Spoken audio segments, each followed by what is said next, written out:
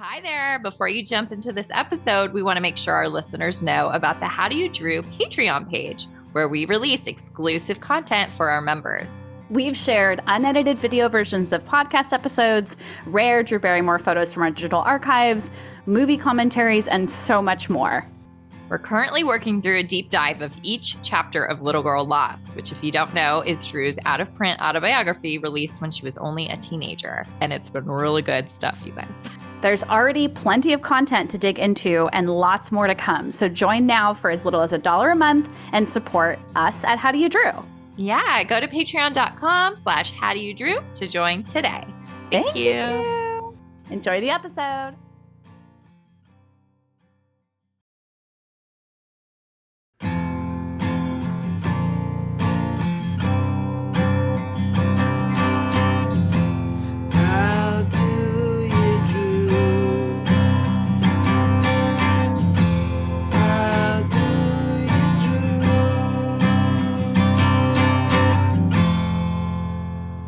Hello and welcome to How Do You Drew? This is a Drew Barrymore podcast brought to you by thedrewseum.com. And sponsored by our friends at Positive Medium. I'm Anne. And I'm Ashley. And hello. Welcome to episode 90. Yeah, I love it. That's wild. I'm like, 100 is coming up really fast. I hope we can find something cool to do. Nah, we don't have any cool topics. We don't have any cool topics at all. Or cool ideas. We suck. Or cool ideas ever at all, ever. So before we get into this super spooky topic, let's go over some follow-ups from previous episodes. What do we got? All right, Deja Drew, because our last episode, we talked about the Billboard Music Awards from 1993 and how I was so excited that I found them on YouTube. We had never seen Drew presenting on them before. You watched it like 2 hours before we went to record. And then I guess YouTube got into some licensing right issue and all these videos were removed right when we were going to record. Well, good news. The day our episode aired, it was put back up. So we did share that on our Instagram, but if you missed it, we'll put a link to it on this episode page and the last episode page. So go check it out. It's really cute. And it was funny how we were just like, what? Like, what are the chances? I had just watched it. But yeah, it's definitely worth going back and seeing it because we had never seen it before. I don't know, like weirdly. So it's worthwhile. Okay, what else? This next thing is really cute. So you sent me this and I've been loving them because I haven't been paying as close attention. So we have a follower who goes by Kaleidoscope Gypsy, and they're doing this really cool thing, 31 days of Drew looks and costumes they're calling Drew Scarymore October. Yeah. And it's so cute. So tell me a little bit about it. Oh my God, it's so good. So she posted like a video before it started of just this like rack of all the stuff she had lined up. I think most of the looks were thrifted. I'm kind of impressed by how like cost efficient all of them have been for her. Like she'll do a little rundown occasionally. So cool. There's been like the first one was Babes in Toyland. I instantly clocked it, which is funny because we did something similar on our Instagram sharing looks, and a lot of people did not recognize Babes in Toyland. But, yeah. You know, it's one of my favorites. I actually was thinking today, I think I enjoyed watching Babes in Toyland less than Doppelganger. That might be a hot take, but Babes in Toyland is like painful for me. I mean, at least Babes in Toyland has Keanu Reeves, who's very cute. It does have that. That's all though. Wow, that feels like a bold statement. I know. Like I said, back to Kaleidoscope Gypsy, who's also named Ashley, by the way. Oh. Yeah. So like she did Charlie's Angels, nailed it. There was like Donnie Darko, which I thought was so cool. Love that. She's like putting a lot of work into the props and the settings of all her photos. It's just freaking awesome. So we will link to that on the page, but again, on Instagram at Kaleidoscope Gypsy, check it out. And very cool. If you're listening, then thank you for doing that, Ashley. Yeah, if truly. She's following us, hopefully she's listening and she can hear us celebrating her hard work because that's really cool. Okay, so should we get into what Drew has proclaimed her love for recently? I love love. All right. Drew loves a silk pillowcase, Ooh, I use a silk pillowcase. Oh, fancy. She loves orange cats, Aw, sees candy, me too. dipping in milk like a cookie, not Yeah. her body. She wants to dip her body in mac and cheese, but that's Yeah, it. not milk though. She loves shrimp toast. Okay. And then finally, she loves the Cardinals, the Arizona football team. I had to look it up. I was like, is that baseball? I also think it's interesting that she, like in the last couple of years, has talked about loving football. I know. I swear. Is that like a CBS thing or what? Probably. It probably is something like you need to make sure that you're like showing some interest in sports, Drew Barrymore, the TV host. I don't care if you actually ever have before, but okay, so now let's hear our Druism of the week. You know, those cool little isms that we do. All right, this is really cute. There was a whole clip on the Drew Barrymore show of Drew talking to the audience candidly about trying to find love again. I definitely, I was like, God damn it. Like, I'm so upset that she's still close to tears when she talks about getting divorced. Like, really did a number on her. Anyway, I digress.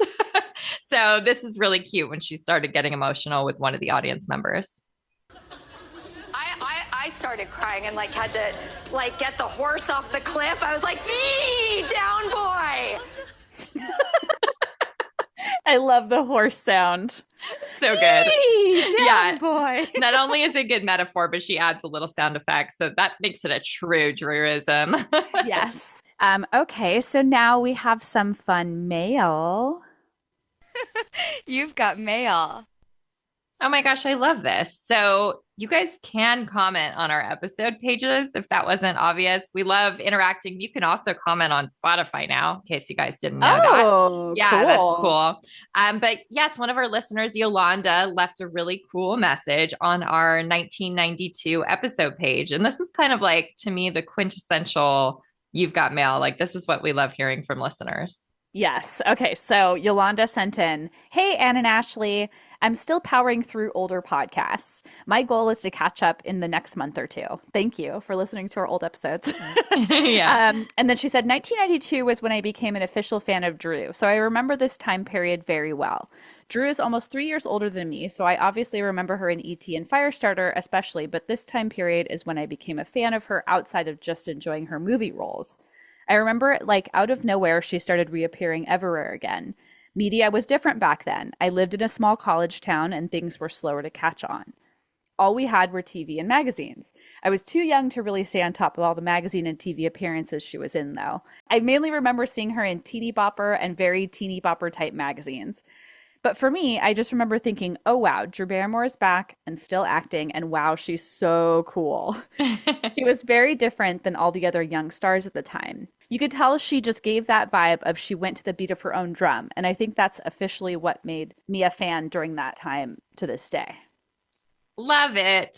Love it. Love the Drewby origin story. Love like someone who was around before we were, as far as being a fan, hearing what that experience was like. So cool. Thank you, Yolanda. Yeah, I love that. And I love just because we talk about like magazine time, but for us, it was like, obviously it's a different experience in 1998, 1999. And imagine like 1992. Oh my gosh. Like the stuff we had to go find years later, track down. Oh God. What did you pull for this week in Drew history? Let's go back to the year 2000, October 22nd. Drew attended the LA premiere of Charlie's Angels, the first movie. Obviously, she was with the other angels, Lucy Liu and Cameron Diaz. And then also she was accompanied on the red carpet by her man at the time, Tom Green. They were engaged, right? Yeah, I think they were engaged by then. I'm not totally sure. I'm not as great with timelines as you are. I bet you're right. But I have always liked this look. Like on paper, it doesn't sound that great, but something about it always has worked for me. It is special. I was just like looking at one of the pictures and I'm like, she's wearing this gorgeous like dark teal shirt. And the color is what's gorgeous. Like on its own, it's like silky long sleeve shirt that kind of shows a little bit of her belly. Like it's got like a 70s vibe, which I think was probably intentional for the Charlie's Yep. Angels-ness. Yep. And then like white slacks, which is like, again, like whatever. But I think it might be the hairpiece that makes it special, right? Totally, which I still don't know 100% for sure if this is the identical one she wore on her wrist to the Oscars in 1999 because the color looks a little different. It's definitely the same exact like model, but the one at the Oscars looked gold and this one looks silver. But that could be lighting, who knows. But yeah, I always thought it was like a starfish and it's definitely a lily. It's kind of funny. Like I still mix it up in my head sometimes. Do you think like starfish because Tom Green in the Maybe. movie calls her starfish? I do think that's possible. It does have a starfish feel to it. Yeah. And I love that you can see her tattoos in some of the pictures because her pants are revealing a little bit and the top is short, like you said. Just classically gorgeous. She looks so young too. It's kind of wild. Yeah, and it's unique enough that her hair is like darker brown at this time. Like it's sort of its own time capsule. Yeah. And the way it's styled here is not something she really ever does. So yeah, that's fun too. I kind of remember, I don't know, you're going through the photos in our folder right now. I think there was a competition to win. They were looking for 3 lookalikes, quote unquote, to win to get to go. And I remember we styled my friend Jenny to look like Drew in Charlie's Angels, hoping that didn't end up happening, obviously. But I think we have pictures somewhere with the winners. Do you remember this? Wow, it's like I'm getting like major nostalgic feelings for that time. It's so weird. I do not remember. But gosh, I don't really have anything else to say about it, but this was such an exciting time. Like, this is the time when we were like so active on the message board. Like, we were so excited for this movie to be released. I was still in high school at the time. Oh my gosh. Oh, Courtney Love. I kind of forgot she was there. Me too. Interesting. What a time. Oh, LL Cool J. I'm trying to also see where it was held. Oh, it looks like it was at the Chinese Theater. Yeah, it definitely was. Okay.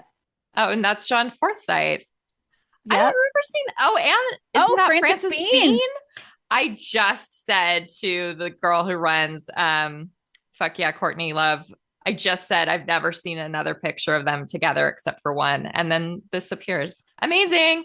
Okay, we're getting really sidetracked, but I will definitely send this to her.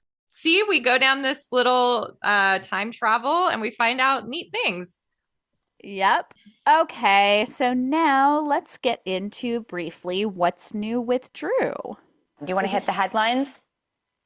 Not too much to report this week, but I thought this was fun just because I think we both like talking about like projects that Drew almost did or might have done in alternate timelines. So Chloe Sevigny was on the Drew Barrymore show. And they really quickly talked about when Drew was working on All She Wanted, which was going to be an adaptation of a book about Brandon and Tina. And it ended up, Boys Don't Cry was like going on at the same time. They were like rival projects that merged into one or something like that. So anyway, Drew just talked about how they had this very long dinner at the Sunset Marquis talking about, quote, a story that she was so passionate about. And she didn't just say what it was, but we both, we already know. Yeah. She did say that she ended up doing Boys Don't Cry and, getting an Oscar nomination and all that Chloe did. So anyway, I just thought it was interesting. And then I went down like a little rabbit hole because I do sort of remember maybe Chloe was originally attached to Drew's version, which was like Diane Keaton was working on too.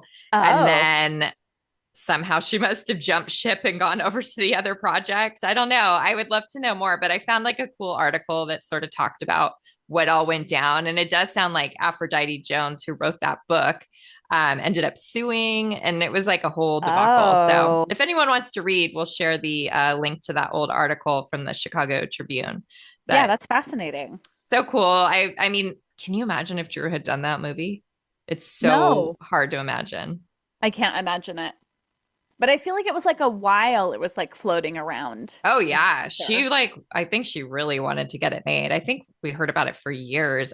I think it was almost going to be like Flower Film's first project when they started in 95. Was Drew going to play the primary role? Yeah.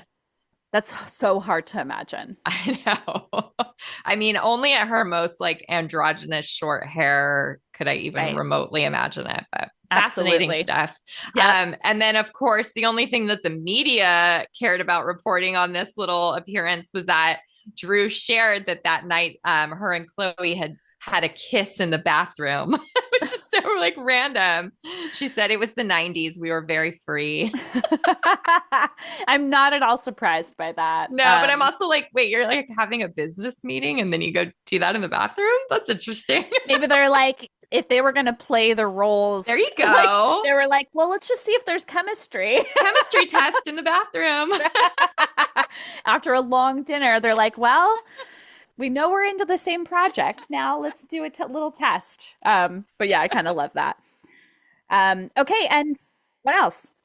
There's also a very quick, I put like blink and you'll miss it, but you had to be listening. But very quickly, she mentioned that it sounds like she'll be going to the Saturday Night Live 50th anniversary. So that's cool. exciting because it drives me crazy that she's never on all this time she's in New York. Like, and they do all those like Five Timers Club, which she hasn't shown up for since like 2018 or 2021 or something. I know. So anyway, I looked it up. It's going to be a 3-hour live primetime special on February 16th. So something to look forward to. Cool. Right on. I was also like 50th anniversary. Whoa. Like feel like we've talked about the 25th a few times. I know. And that doesn't feel like it should be 25 years ago. How has it been double that time? Okay. That's crazy. Hey, Drewbies. We are here to tell you about our website hosts, Positive Medium, and they sponsor the podcast. We've been clients of theirs for over 10 years, and we use them for all our website needs on thedrewsium.com. Their services include customized web design, professional coding, search engine optimization and marketing, plus hosting, which has been huge for us for many years. Plus, their incredible customer service has been one of our favorite features. They've literally saved our site quite a few times, and they always help with minor troubleshooting in a matter of minutes. So whether that's coding issues or back-end questions, etc., we reach out, we get help immediately, which is just invaluable. Lucky you. To our listeners, Positive Medium is offering 25% off any managed WordPress hosting plan using our promo code DREW. That's DREW. Visit our friends over at positivemedium.com. Thank you.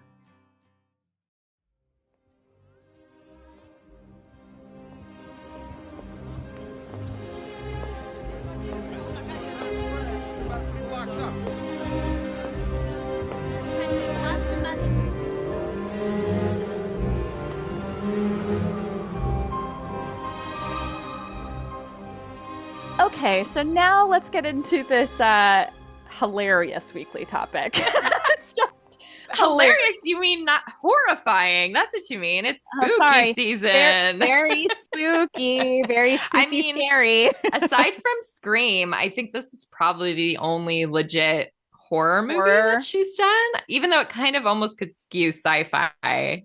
Yeah.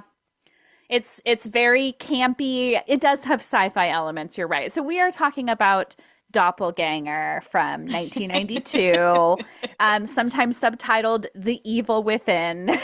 Yeah, it seems to come and go when they have that. Mm-hmm. The film was written and directed by Avi Nesher. I'm not familiar with them from any other projects, but I like briefly looked and they'd done some other projects, but nothing else notable. If we call this notable. It's not surprising. Do you want to read our IMDb summary? Let's do it. This one's pretty good. So, according to IMDb, a writer with a room for rent acquires a strange new roommate with a psychotic alter ego that follows her wherever she goes. Yeah, close enough. Yeah, sure. Sure, that summarizes it. It's actually really hard to say. Is that what happens? It's still unclear no matter how many times I've seen this movie. I have some questions. When we talk about it, I'm like, I still don't understand the ending. I do not. I think that this is cool. This is sort of like the third episode we've done covering, you know, this era of these bad girl roles, or I think Drew's called them, quote, murderous sluts. Because we did the Amy Fisher story. We did Poison Ivy. We're not going in order.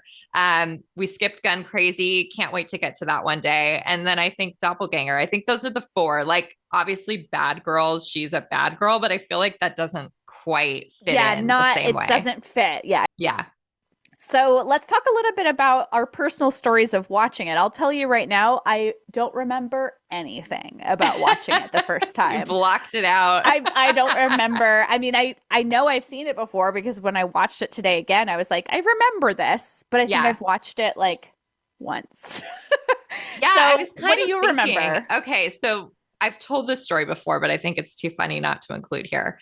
I don't remember watching it, but I definitely got it from Blockbuster. And I know that I must have been late returning it. Guys, if you don't know, video stores used to charge you late fees if you didn't turn them in on time. And I was at Blockbuster later with my mom, and they're like, you guys have a late fee. And she just saw that it was a movie with the word gang and evil. And she was like, that can't be right. And I was like, oh, no, that was me. So that always cracks me up. And then I also really remember, like, when I first got the internet and fan sites, there was always like pervy clips and pictures from this on every fan site, I feel like, because there's the little nudity and it just makes me think of that. Also, like, all those magazines we got from Rob that were like Celebrity Skin always had like horrible like screen captures from this movie. Always. Thank you, Rob Brink, for those incredible parts of my collection, because it that was we can't throw away, but it was like the leftover. It was like one of the things where we like went through that collection and they were like the things that were left that we didn't want, and he's like, here, take these anyway. Let's talk a little bit about the making of Doppelganger before we get into the film.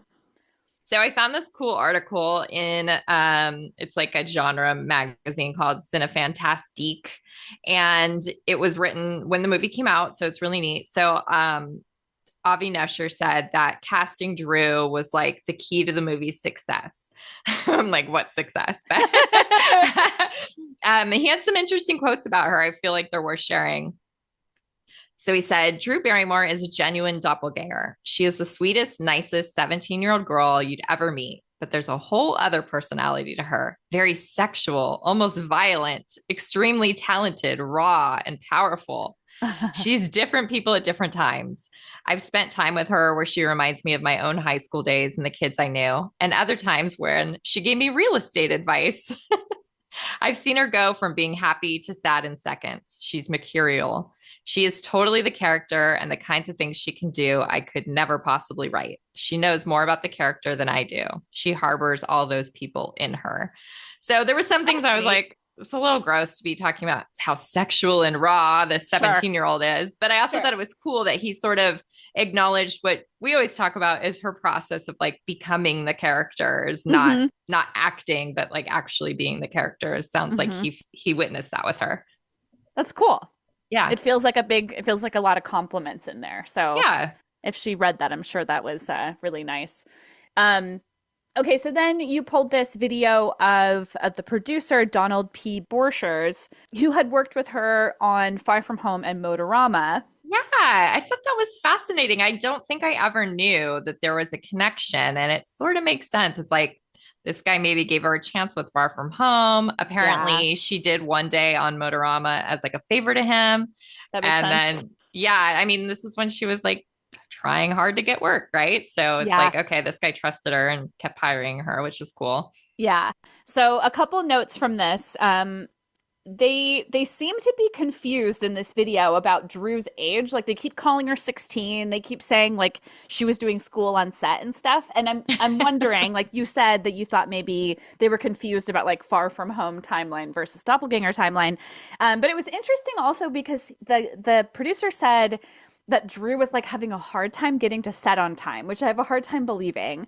But so much so that he said he like became her driver and became like the person who would motivate her in the morning to get to work. I was like, that's interesting. Yeah, it sounds a little exaggerated. But then he says, so it's funny that in that last thing it said that real estate advice was given to that director, when in this he says that Drew was giving real estate advice to George Newbern.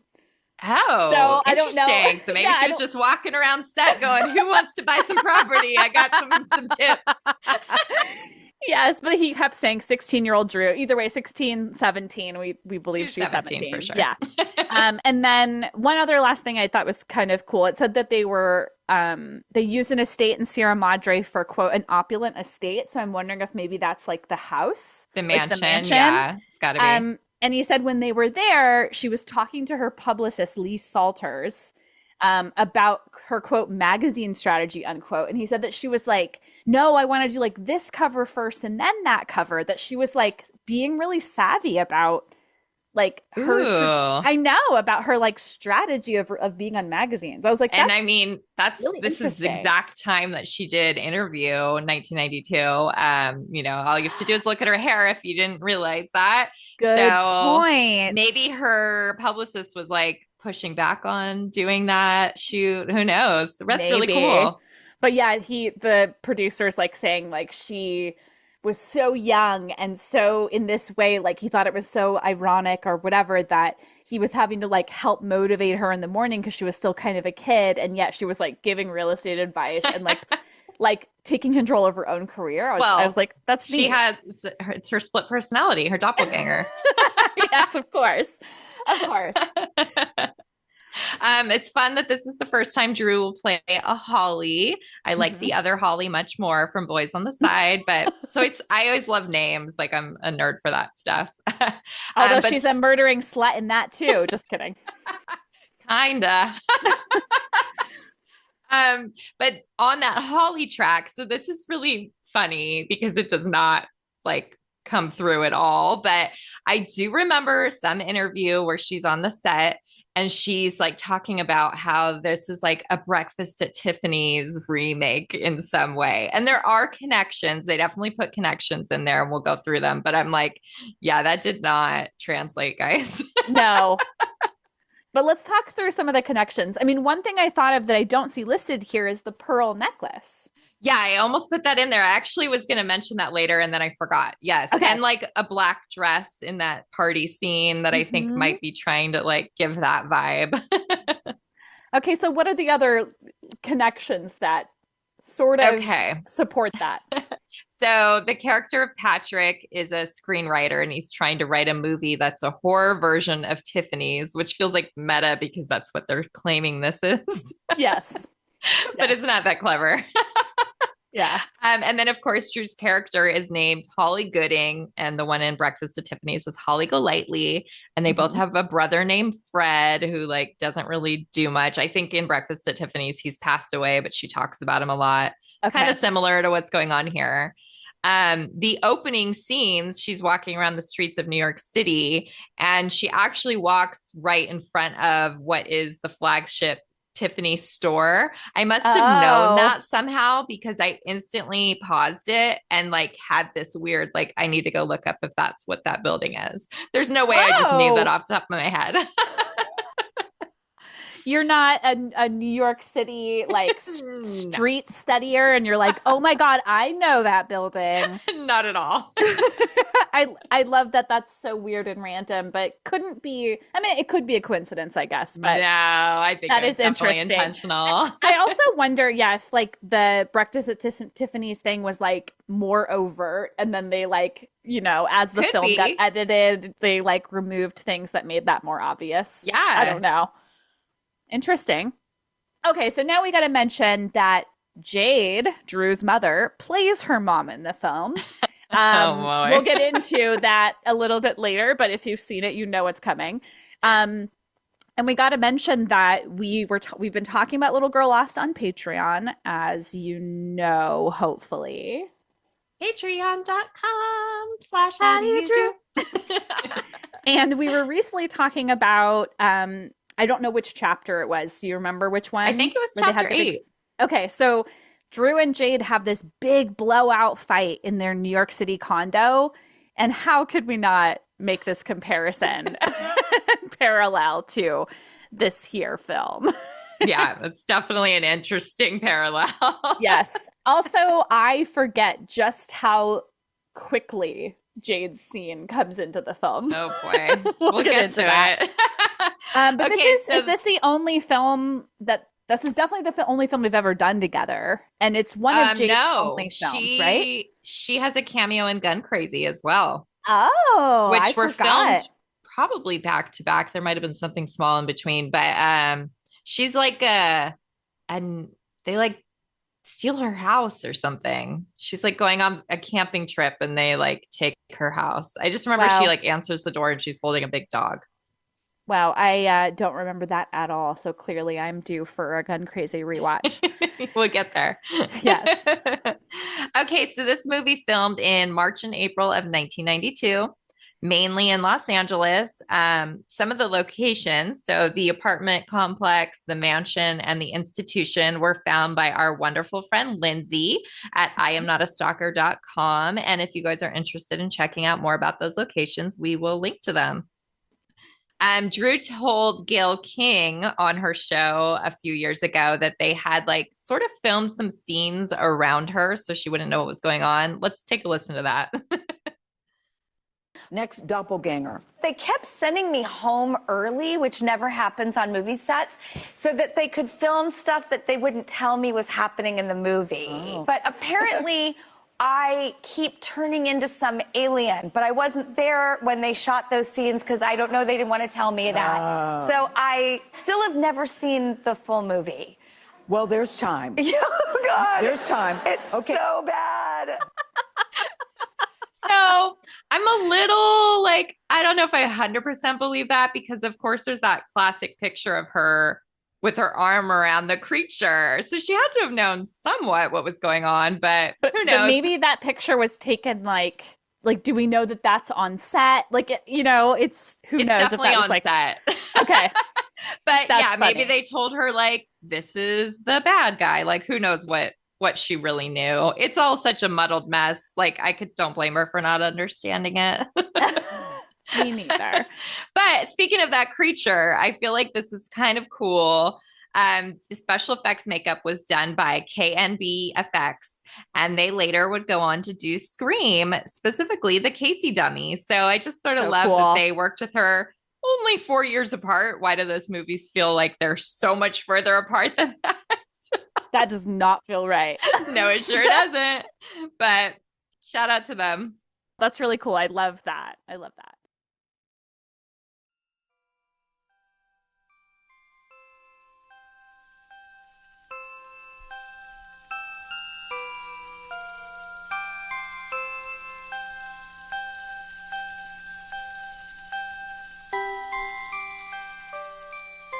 Okay, are we ready to talk about this masterpiece of a film? Oh boy, I'm excited. You guys know this is free to stream in a ton of places, which is like not surprised that it's free. Well, I was like, okay, I like went to like some of the obvious ones and I was like, it's not on this. I'm like, damn it. But it is on like a bunch of the free ones. Yeah. And it's on Amazon Prime if you have that. Yeah. That's how I watched it. That's how I watched it as well. Yeah. Okay, so if you want to follow along, if you haven't seen the movie, heads up for spoilers. It's not the type of film that you should be really precious about anyway. So you can continue. You can continue fully aware that you will not have a masterpiece ruined for you. We're not going to go through every beat of the film, just things that we noted. If you listen to this podcast, you know how we do this. So the very beginning takes place in New York City, as we mentioned. And I was just kind of laughing watching her walk around these city streets, thinking about how we know she was on roller skates going around those streets when she was 13. And that's how she would get around. I just thought that was kind of fun. And again, only 4 years between those time periods. Crazy. Yeah. What? That doesn't make any sense in my mind. The first like doppelganger sighting, I'm using that in quotes. I don't really get it. It's just like another girl in a headscarf and she looks all freaked out like it's supposed to look like her, but it doesn't look like her at all. It feels so early to have any kind of allusion to that in the film that I'm like, I guess we're supposed to know that she's afraid. Sure. But we don't know why. And but we can already tell she's already looking around all like cagey and suspicious. True. Very true. But yeah, it doesn't quite like hit why that is.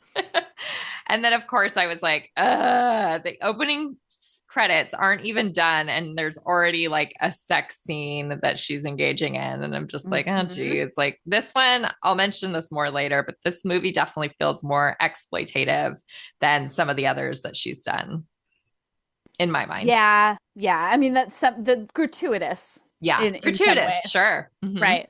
I had to note that it really doesn't sound like Drew's voice moaning in that scene. I had my volume turned really low because I was at work. Full discretion. But I also noted later that it didn't sound like her voice, and I think they might either do something weird to her voice when she's the evil doppelganger, or it's somebody else's voice completely, but right? Only sometimes. Sometimes it's totally normal. Her voice. There's no through line. Okay, so I mentioned that Jade comes in really soon. Here we are. And she's gone. I mean, I made a note, it's kind of mean, but it was like watching her acting in the scene. I was like, yeah, it's not hard for me to understand why her career never took off. Each line delivery is so awkward. It's bad. Genuinely bad. Really bad. Then we get the cute like finger webbing that I think so Drew's character's standing at the door and she's getting a nosebleed and then her fingers are all webbed, but I don't think that happens any other time. The only other time I noticed it is towards the end of the film when the creature thing happens. You see like one point with webby fingers. And again, they probably did film that without her. It's probably a double's hands. Like I thought it looked like her hand actually. Oh, okay. So we'll have to I'll believe you. Actually, you can tell us. You write in and tell us if you think it's Drew's hands or not. We'll have to put up a screen cap. Yes. But yeah, I had to wonder if this was cathartic in any way for Drew to like scream and stab her mom. Oh my God. It's dramatic. I also was like, I noted because the moaning wasn't her, that the screaming and yelling is clearly Drew. Yeah. So I'm like, how could that not be cathartic? Whether or not it has to do with the fact that it's her mother. Well, we all know she wants her mother dead. You know, that's what all the headlines told me last year. So Of course. Of course. Sarcasm. Yeah. Yeah, exactly. How could that not be cathartic, regardless? Yeah. Okay, so now we move on to Holly goes to LA. So here we are. She's arrived in LA in a taxi, and you made a note about this really cute dress. It's so cute, but it is like peak 1992. Like this screams 1992 to me. I was 10, but I was already starting to get like teen magazines, and this is like totally what was all around at that time. I love it. It's like black gingham dress, mini dress with like a daisy sort of like lacy pattern along the top and a black blazer. I like how this is like one of many times she wears white tights in the film. It's not a fan of the white tights. Some of her outfits are cute, but the white tights I cannot get behind. Yep. Although I say that as I'll just give a little hint. I think I'm going to be another Drew character for Halloween who also wears white tights, believe it or not. So I'm going to have to be sporting my own pair. I'll just have to eat my own words here.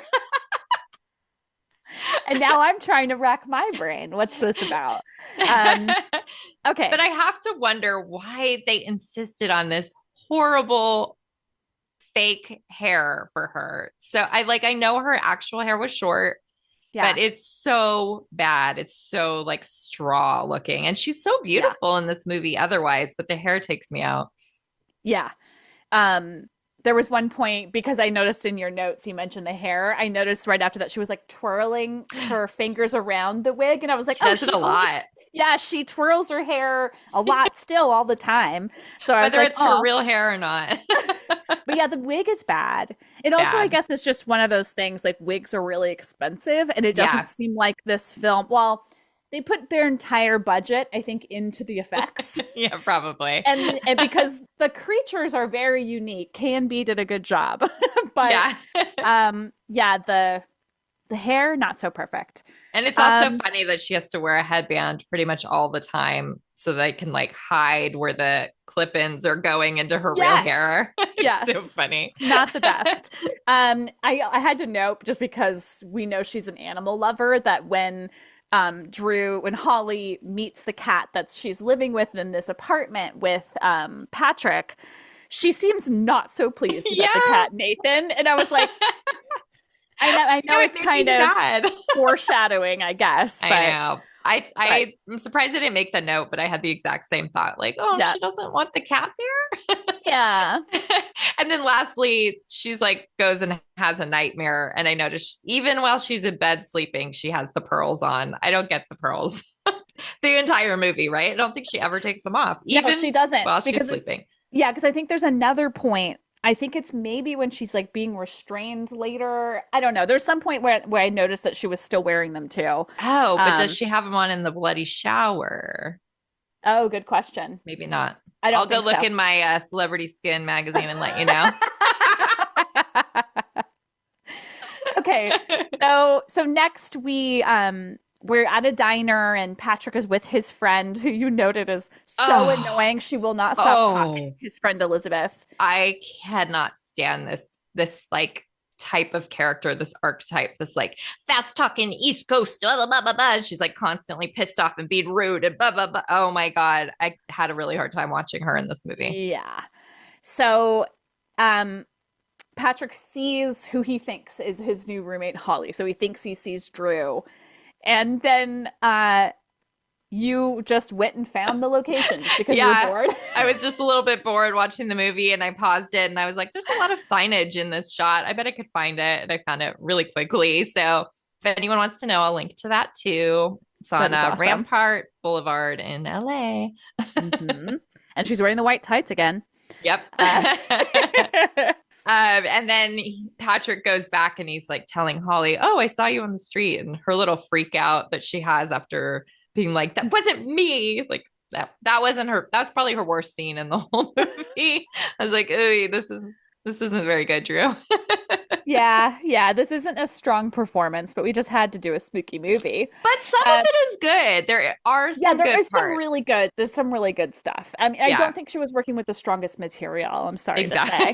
Definitely not. Okay, so now we get to the point where basically Drew is learning that Patrick's a writer, and she's like hanging out with him by his desk, and there's just like, speaking of gratuitous, yes, you made a note that he's just like, Patrick is just like looking at her breasts like he can't help himself. Yeah, like multiple shots of him right next to her. He's like eye level with her boobs and he just keeps looking. And yeah, that was the moment where I was like, this feels much more exploitative than even Poison Ivy, which, like, I guess what I mean by that is that I feel like Poison Ivy was very much Drew's choice, very much like, this is my plan. I know what this is going to do for me. I'm like, it was intentional. Whereas this one, I sort of feel like maybe she got talked into doing a topless scene. You know what I mean? Like, it just doesn't feel quite as like on her own terms, I guess. Yeah, I guess I see what you mean. And then like almost immediately after that, we get a scene where she goes outside and she bends over and like to pick something up, and they definitely show like more than they needed to of that as well. Like an up the skirt shot. Yeah. And I like that you noted that you recognized Danny Trejo as this construction guy who like makes a comment to her, and she gets all pissed off. Yeah, but I love that she like gets pissed off and like yells back, like yells at him basically. Yeah, it's kind of weird. Like, what is the point of the scene? Like, I guess we're supposed to think that she's like unstable, which, yeah, that's putting it mildly. But like, to me, I was like, she was totally in the right. Up for herself. She's just being a badass. But it also doesn't feel at all in character for like the nice Holly that she's supposed to be right now, the good Holly. Yeah. It's kind of weird. But I loved seeing Drew be a badass. So yeah, and I love this screenshot that you pulled with her having just said, "I'd like to see you try it, fuckface," and she's like flipping off Danny Trejo's character. Really good. I think we need to share that just because. Okay, so now we go to the mansion that she supposedly lived at when she was a kid, and this creepy guy who's the family lawyer. And I think this is the only scene he's in, right? It doesn't really go anywhere, but yeah, I he's think it is super like inappropriate and creepy. And I felt this is one of the times where I was like, oh, she's like, her acting here is really good because she's playing this, like, you can tell she's very uncomfortable, but she has to be polite to this guy. And she did that really well. It like creeped me out. My skin was crawling like during some of those moments with him. So that comes across. Yeah. Good job, Drew. is a good job. But she's like going there and she like immediately gets creeped out and then they leave. So she doesn't even end up like going into the mansion. It comes again back, pointless. Yeah, I guess you're right. But it does feel, there's some stuff where I'm like, what's the point of that? Yeah. Okay, so I love your caption or your title here. I try to title each section of the movie because I know it helps you when you do your notes. Yes, I love it. So this one I called "Bloody Showers Are a Turn On." And we already mentioned that, it's so gross. You know, these celebrity skin magazines, like so many of them, unnecessary, like they used screenshots from this scene because it's like you just see it's from the profile, but Drew's entire upper body is shown, like bathing in blood and rubbing it all over herself in a sexual way. I'm just like, this is gross and unnecessary. Yep. But it is fun. You can see her real hair length at one point in that scene. You can see it like a lot. Like there's a part where like they're like up close and it's like half of her face is covered by bangs that are like down to her cheek. Yeah. It's like, it's really funny that it just seemed like they weren't going to like us try to reshoot that. And no. Since the wig wasn't great, it probably wasn't staying in very well. I know, especially in the shower. Yeah. Oh God. But that was a dream, right? Like that's just a dream that she's having this bloody shower. You know, there are so many like dream sequences in this. Yeah, and I don't remember whether that ends in her waking up. Okay, I think it did. Okay. And then she goes out to the kitchen and she's telling Patrick how he's such a great guy. And they kiss and then they immediately are on the kitchen floor doing it like within seconds. Like a window breaks and they don't even notice. Very efficient. It's very efficient. Yeah, because there's like a big storm outside or something. Because of her sexual energy is like causing it is sort of the implication. But yes, luckily it's like a super short scene. It's not graphic at all. So yeah. Small things. I just had to note, of course, that they get up the next day and Holly's all pissed off because it wasn't her. Yeah, she was pissed. And then there's this whole like, I want to say diatribe. Is that the right word? Yeah. Okay. She looks like you, but... She's my doppelganger. Do you know what that is? You don't believe me, do you?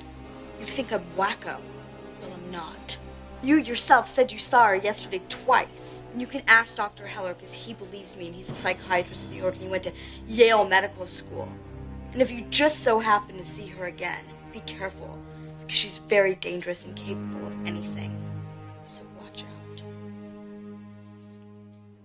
Watch out. I think it's the first time that she says to Patrick that there's like another, not her. Yeah. Right? Yep. This is a big reveal of what's going on with her. Yes.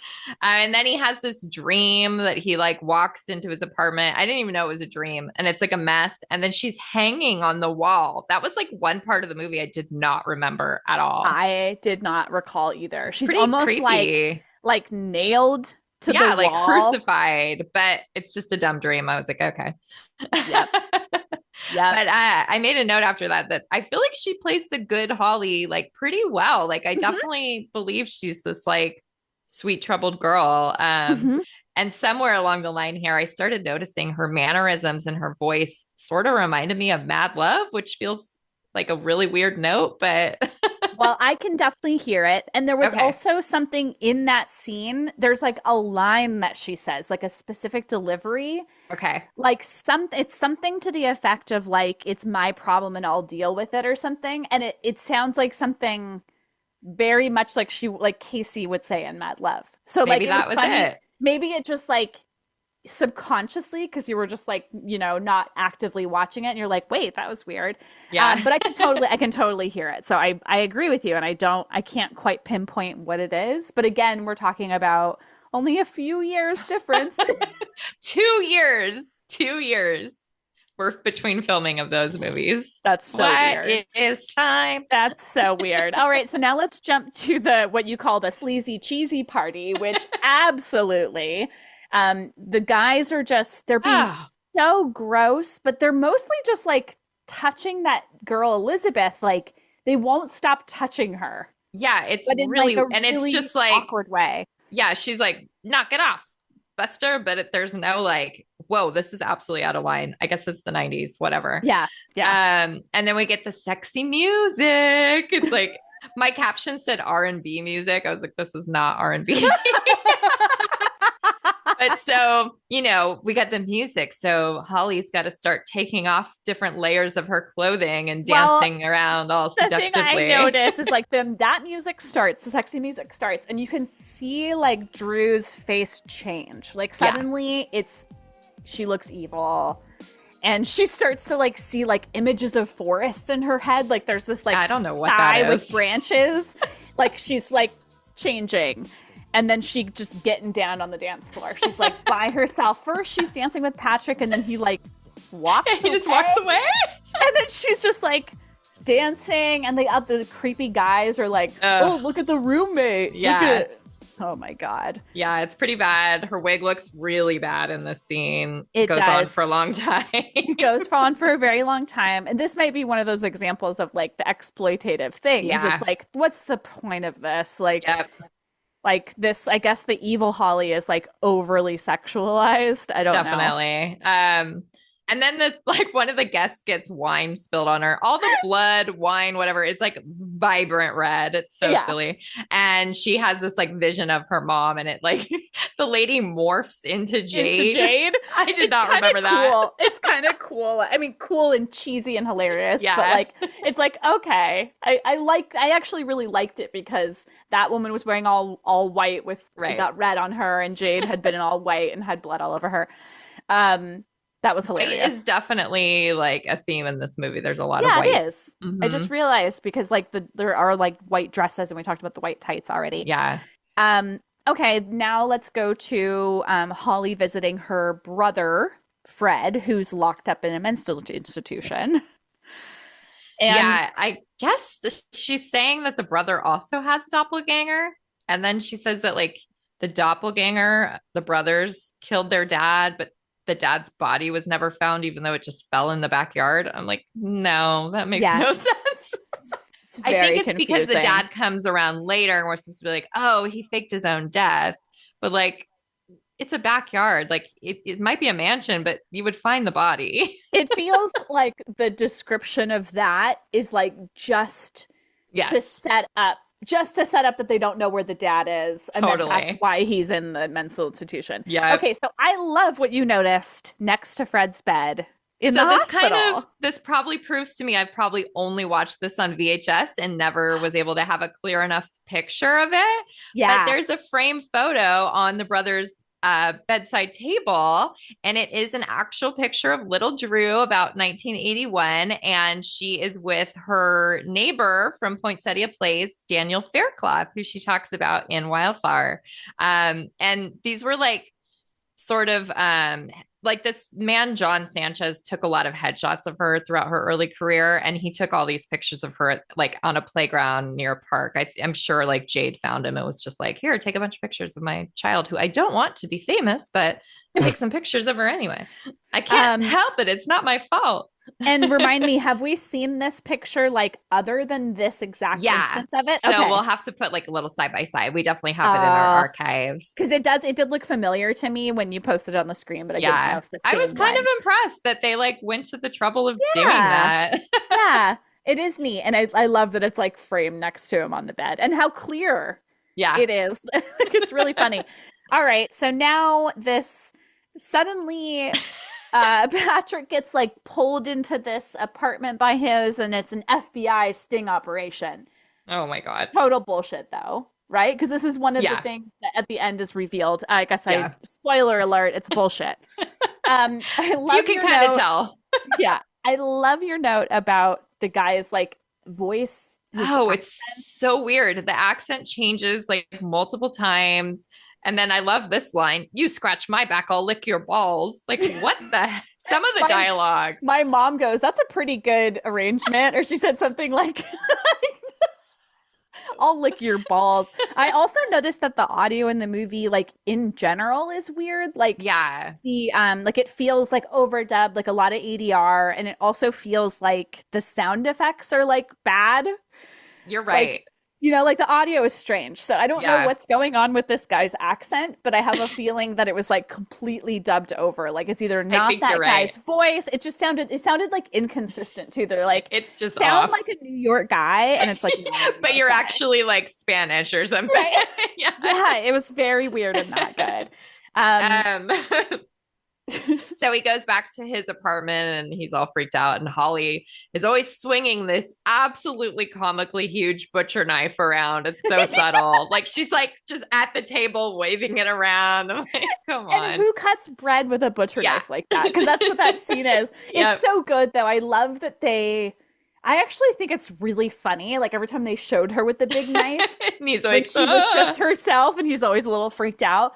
Yeah. So then there's another sex scene, and this one is followed by her staring into her music box, which was we didn't talk about the music box.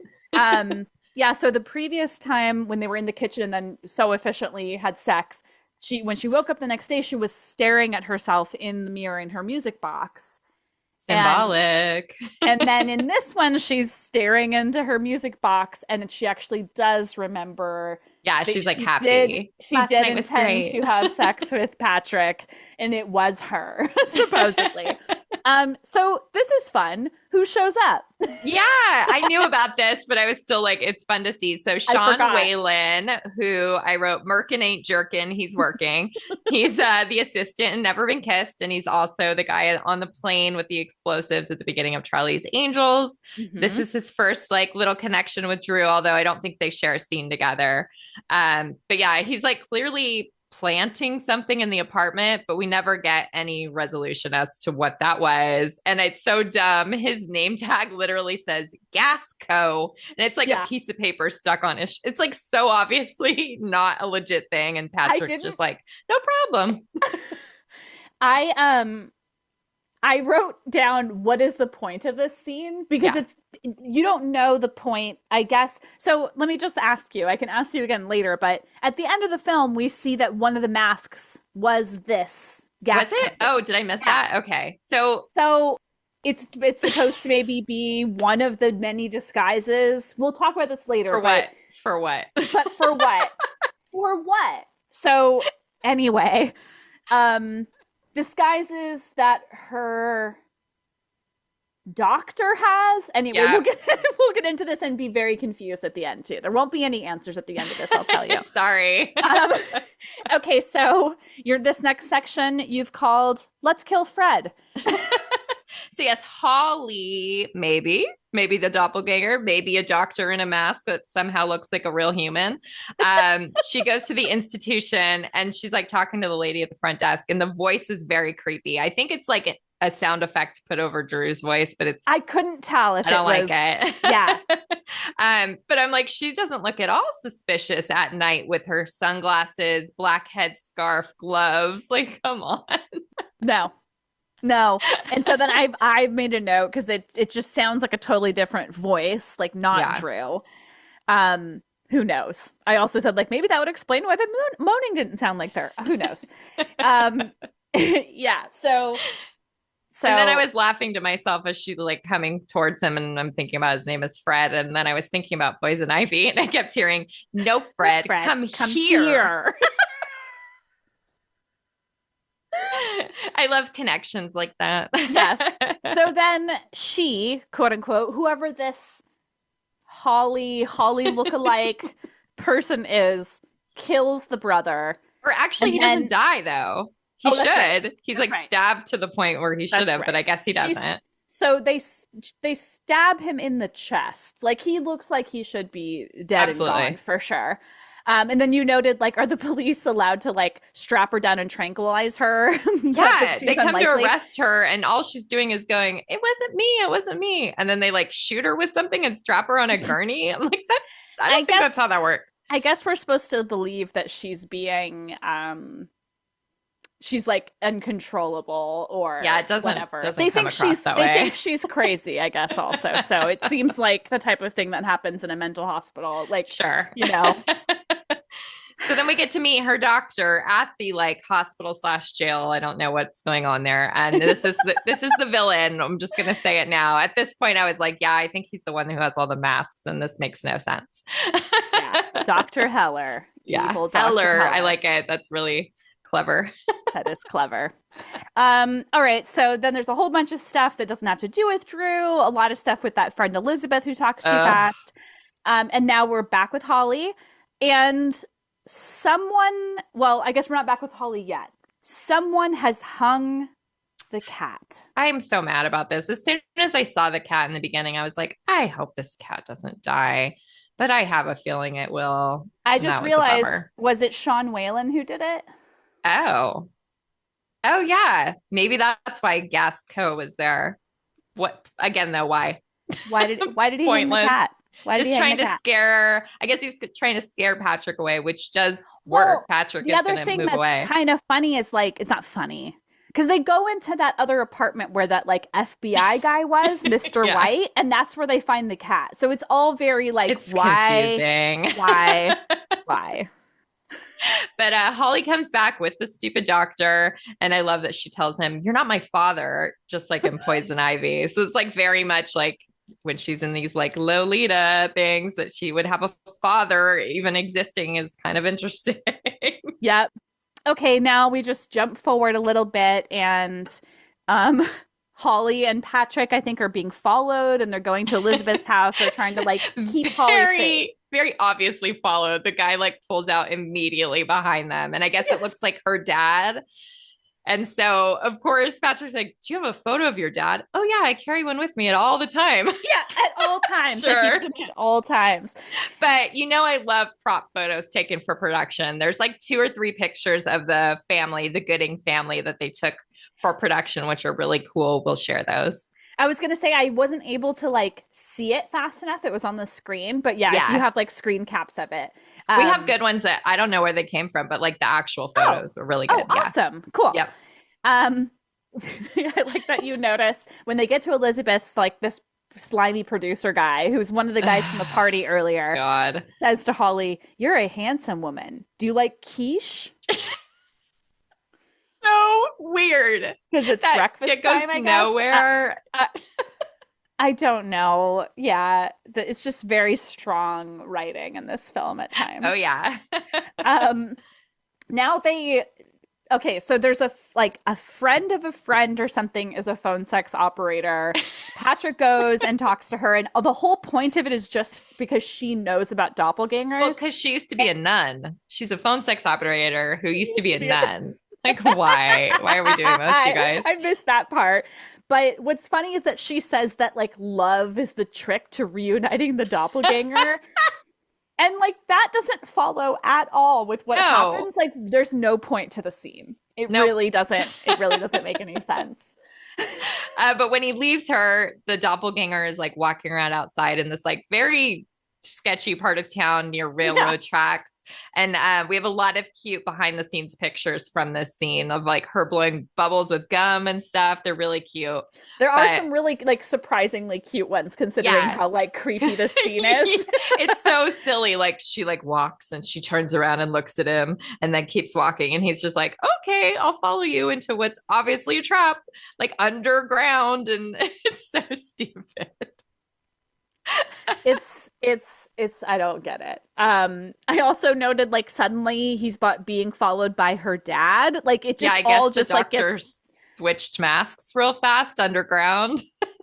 Yeah, I guess so. I also love that Patrick gets away by going up to these 2 like chain link gates and he slips through them. I was like, it's like a creepy Thin Man move in Charlie's Angels. And then somehow this man who is like the same size as Patrick can't get through them the same way, and he starts shaking the fence with his knife in his hand. He's so very mad. Now let's get to basically we're getting close to the end, guys. This film is a whirlwind. Okay, so the finale. Okay, so Holly goes to her abandoned mansion, and I thought this was funny because her doppelganger is there, and so it's Drew attacking Drew in an abandoned mansion, which happens in The Stand-In, which I still have isn't not a much watched. better movie. Oh, God. So this is a reveal of all these masks and outfits on mannequins that are all these different characters we've seen throughout the movie. And it's like never in a million years would this have been realistic enough to work. No. It's so dumb. So the doctor has been putting on all these masks and pretending to be various characters and Holly, and everyone buys it. And then the doctor's like doing his villain monologue and he calls it a laborious masquerade. I was like, yep. But also, I'm very confused because we also have this whole thing. Like, Holly still does have a doppelganger. Yep. And she has maybe multiple personality disorder. And the doctor is dressing as her and her father and Sean Whalen and like someone else. Like, what is the point? I just don't get it. Like, how does that help or hurt? Or because Holly is a very beautiful girl and she belongs to him. Like, what? I guess that's she was so connected to Patrick. He had to do this laborious masquerade to get rid of him. I don't. So bad. I get just all of it's very confusing because I don't get why he would need to dress up as Drew as well. I know. And then there's like all this nasty like backstory stuff with the doctor abusing her and her dad abusing her. And then we saw that attorney earlier and it's just like, bleh, I don't like it. Yeah, there's lots of yucky men who've done terrible things to her. So no wonder she has multiple personality disorder. People develop these things as a coping mechanism. Yeah. So here we are, the big moment. Drew just suddenly for like 10 minutes is just moving into this creature that turns into two creatures that morphs back into one creature. And we're supposed to believe that this is some kind of meaningful change of the doppelganger into what? Like, all of it is very confusing. It's very sci-fi. It's very like special effects heavy for like a long time. You're not kidding. It's at least 10 minutes because when they get to the mansion, I looked and there were 20 minutes left and I was like, what? There's like nothing left. So they just really, you're right. They blew the budget right there. Yep. That's where the whole budget went. I mean, that like, so they spent this time and money also creating this like these masks and these like mannequins and all this stuff. And they just look so, I mean, we have a trained eye. We've been, we've seen so much better effects now. Yeah. It's pretty bad though. So now we're at the ending. There's this weird funeral dream. It's like a fake out. We're supposed to think she died and everybody's in white. Again, this is very white. And she's in a coffin and it closes and then she walks in from the door. Do they show her in the coffin? Yes. Okay, so I somehow missed that part. It's very brief. She walks in the door and you noted no longer has her wig on. So I know, it's like they just gave up at this point. With her regular hair. Just have your short hair. She also like looks different overall. She's wearing like a white lace, like tight mini dress and just comes in like almost kind of seducing Patrick again. Of course. And then that's a dream. But then they wake up in the hospital. He's sitting in a hospital chair next to her hospital bed. She's still alive. She's still alive. I think he maybe opens the music box for her. And then she proceeds to push it off the table and it smashes into the ground. And I was like, so now she's cured? That's sort of the implication. And then the movie's over. And my mom, when it ended, she goes, that was not satisfying in any way. And I'm like, I'm so sorry. She watched the whole thing with you? Oh my God. She didn't watch the whole thing. She probably watched like the second half. All right. Should we talk about the release briefly? Yeah. So it came out straight to video. I am sorry, Drew, and can't really blame them. It came out in the US in May 1993. So I don't think it was one of those like Poison Ivy where it did amazingly on VHS. The cover of the VHS says, what if your deepest, darkest desire came to life? Oh my God, so bad. The evil within. And what did Drew say about this film in Details 1993? She said, you'd stick needles in your eye rather than watch that. So, and I mean, we just listened to her tell Gail King it's so bad. Like, she knows. Yep. Yep, but we had to do this. Oh, yeah, we did. But this is crazy. So apparently there's a special edition Blu-ray that's coming out the day after we release this episode. Are you What is our kidding? timing? How weird is that? Are you kidding me? There's no details on like the features, what they'll be, but I mean, I can't imagine there would be any features, but that'd be kind of cool if there were. Special edition Blu-ray of Doppelganger. Who asked for that? Well, we need it for the Druseum. That's all I gotta say. All right. So that's the end of our spooky movie for this October. So yeah, thank you everybody for tuning in. Yeah, thanks for sitting through Doppelganger with us. It was a wild ride. Of course, go rate, review, subscribe. Follow us on Instagram at How Do You Drew Pod and at Druseum. Lots of stuff over there for you guys. As usual. And also visit our website at howdoyoudrew.com, hosted on the druseum.com. Sign up for our Patreon, and don't forget to send listener mail to all the places, but also howdoyoudrewpod@gmail.com. And that's all. We'll see you guys next Tuesday. Sounds good. Bye-bye. Watch out for your doppelganger following you around. The evil within.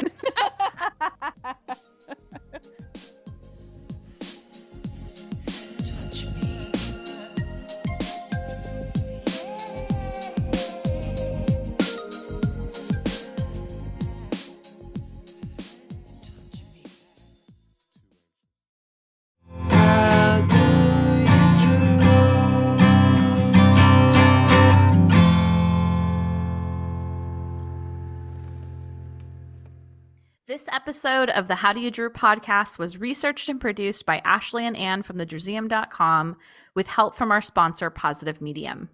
Special thanks to Matt Costa for our lovely theme song, Roxy Prima for our adorable logo, and last but not least, Drew Barrymore and all the Drewbies who love her. We do this for you. Thank you.